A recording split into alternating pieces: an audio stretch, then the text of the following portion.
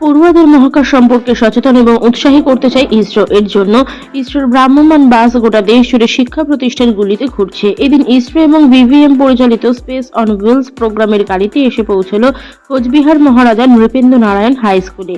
এদিন ওই গাড়ি স্কুলে পৌঁছানো মাত্রই ছাত্রছাত্রীদের মনে ব্যাপক উৎসাহ দেখা গেছে। জানা গেছে, স্কুলের গোটা ছাত্রছাত্রীদের বিজ্ঞানসম্মত স্পষ্টভাবে ধারণা দিতে ইসরো এবং ভিভিএম পরিচালিত স্পেস অন হুইলস প্রোগ্রামের গাড়িটি কোচবিহারের মহারাজা নৃপেন্দ্র নারায়ণ হাই স্কুলে পৌঁছয়। ওই গাড়িটি স্কুলের সামনে এসে উপস্থিত হলে স্কুলের ছোট ছোট ছাত্রছাত্রীরা ইসরোর গাড়ির ভেতর প্রবেশ করে। গাড়ির ভেতরে ভারতীয় মহাকাশ গবেষণার সঙ্গে জড়িত উপগ্রহ উৎক্ষেপণ যান, চন্দ্রযান, মঙ্গলযান, বিভিন্ন ক্ষেত্রে স্যাটেলাইটের ব্যবহারিক প্রয়োগ সম্পর্কে হাতে কলমে দেখাচ্ছেন এবং তার সম্পর্কে সচেতন করছেন ওই স্কুলের শিক্ষকরা। এদিন কোচবিহার শহরের মোট 13টি স্কুল সেখানে অংশগ্রহণ করেছিল। পাশাপাশি সকল স্কুলের ছাত্রছাত্রীদের নিয়ে কুইজ এবং অঙ্কন প্রতিযোগিতা আয়োজন করা হয়।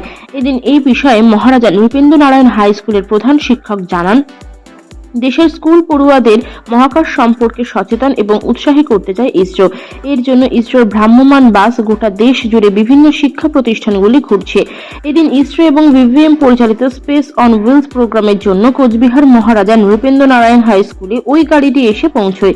সেখানে গাড়ির ভিতরে থাকা ভারতীয় মহাকাশ গবেষণার সঙ্গে জড়িত উপগ্রহ, চন্দ্রযান, মঙ্গলযান এবং বিভিন্ন ক্ষেত্রে স্যাটেলাইটের ব্যবহারিক প্রয়োগ সম্পর্কে হাতে কলমে বিভিন্ন স্কুলের পড়ুয়াদের দেখানো হয়। ইসরোর এই ভ্রাম্যমাণ বাসটি আমাদের স্কুলে আসায় আমরা গর্বিত এবং আমরা সাধুবাদ জানাই।